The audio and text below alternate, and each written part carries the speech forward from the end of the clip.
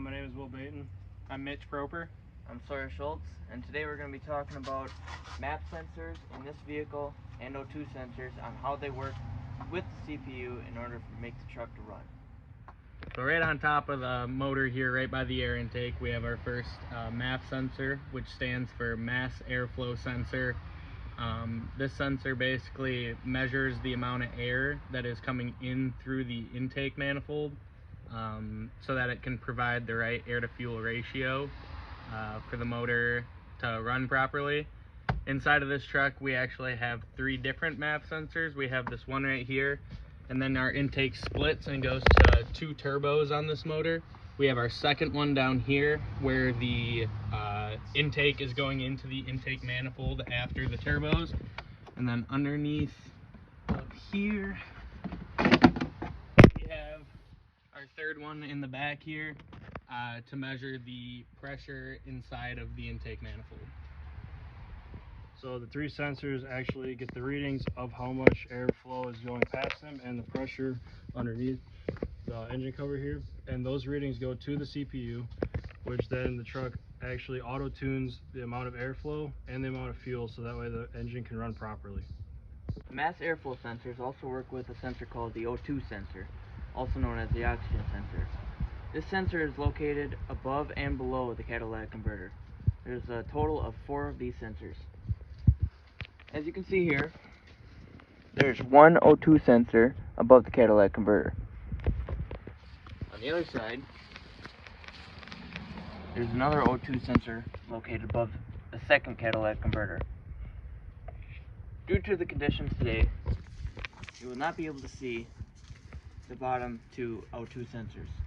These 2 sensors work with the mass airflow sensor to detect the emissions coming out of the engine and also detect the oxygen coming out of the exhaust. The O2 sensor measures the amount of unburned oxygen that's within the exhaust gas, and it'll take this measurement to help adjust the air-fuel ratio.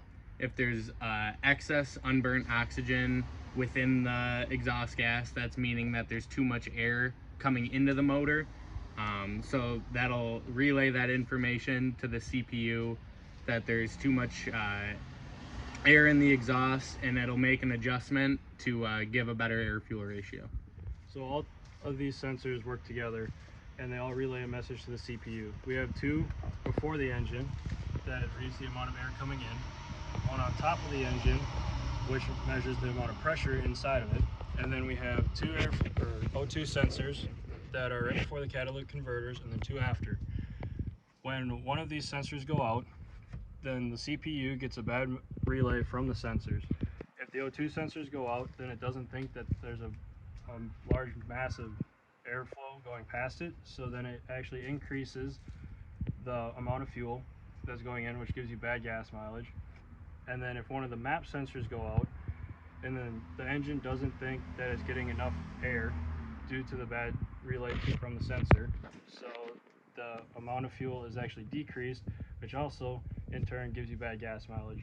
Another problem that can occur when one of the MAP sensors go out is because the engine isn't getting enough fuel and air because of this bad ratio due to a bad relay from the sensor, your check engine light can come on and ignition coil can go out, which then also can cause your check engine light to flash, which means you have to pull over your vehicle so you don't damage it even more.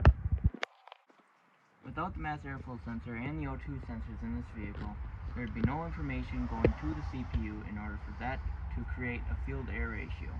This would make the vehicle run very poorly. This vehicle specifically has a fuel injection system that's electronic, so without these sensors, there would be no way for this vehicle to run. So as we had said, this vehicle has an electronic fuel injection system on it, where the MAP sensor and the O2 sensor play a crucial role in ensuring the air-to-fuel ratio to make the engine run properly.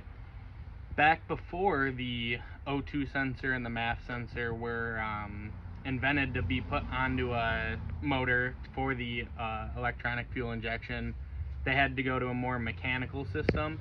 So the system of choice was a carburetor. Carburetors were much more mechanical, meaning they had no sensors whatsoever on them. They had their air fuel adjustment was all done by hand by a mechanic, whether it be having to adjust the fuel screw or the air screw to get the proper air to fuel ratio, or whether it was way off and they had to put a bigger jet in to get more fuel pumped into the carburetor, which therefore went into the engine. This all had to have been done by a mechanic, kind of by just their ear and their feel of how the engine was running. As you can see, these two sensors that we have talked about today play a very important role in your vehicle's fuel injection system. If we didn't have these two sensors, we would either still be in the Stone Age of using carburetors, or your car would not be able to make its way down the road.